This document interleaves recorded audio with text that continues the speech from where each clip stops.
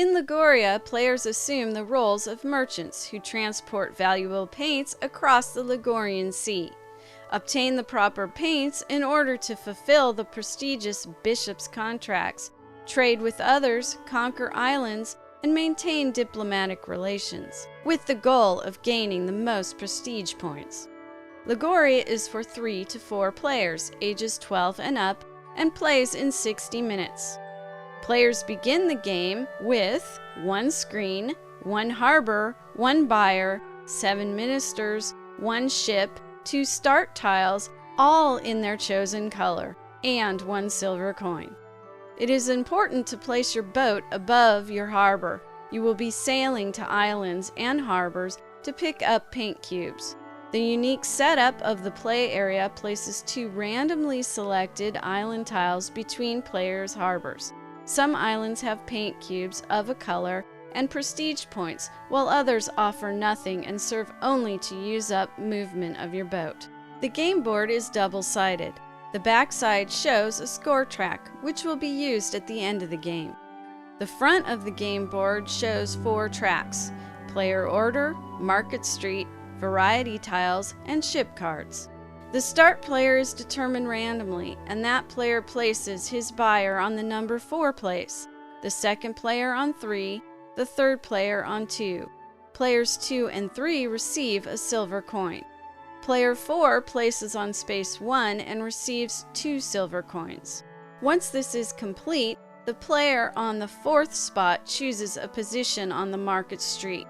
By doing so, the player is choosing how many variety tokens he will take and a number of coins he receives. Keeping in mind the player furthest up the track to the left will begin choosing variety tiles first. Variety tiles come in 2 groups: those that are placed on your harbor and those that are placed behind your player's screen. Of those placed on your harbor, ships give movement ability and merchants allow your ship to hold paint cubes. Upgrade them for their prestige points and their ability is gone. Buildings and monks give you points, but when upgraded give you more. Variety tiles placed behind the player's screen are diplomats, knights, and bishops' contracts. Bishops' contracts remain behind the screen for the duration of the game while you collect the necessary paint cubes to complete the contract and gain the prestige points. When your ship is stopped at another player's harbor, you can choose to deploy 1 diplomat to the row you would like to gain prestige points at, 2 points for every tile in that row. If another player has placed a diplomat at this harbor before you must place 2 diplomats. Knights must be deployed to island tiles if you want to pick up paint cubes, gain control of the island, and its prestige points. The number of knight tiles you place gets you the number of paint cubes. In order to conquer an already occupied island, you must place knight tokens with a higher number of swords than your opponent.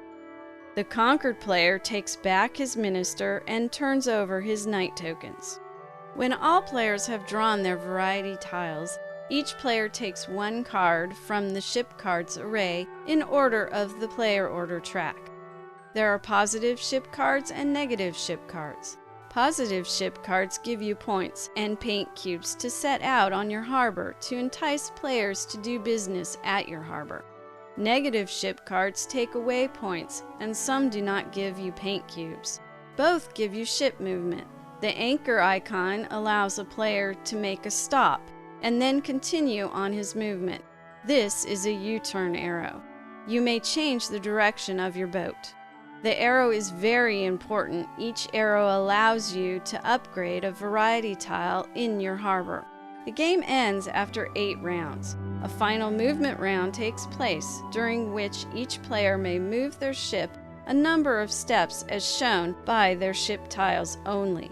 The only action the players may perform now is unloading their ship at their own harbor. Turn over the center board to the score track. Add the prestige points from islands you control.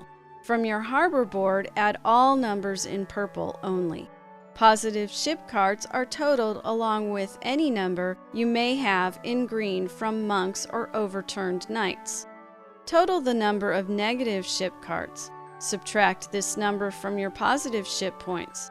If the result is 0 or positive, then nothing happens. If, however, the result is negative, the player loses 5 prestige points for each point that the sum is below 0.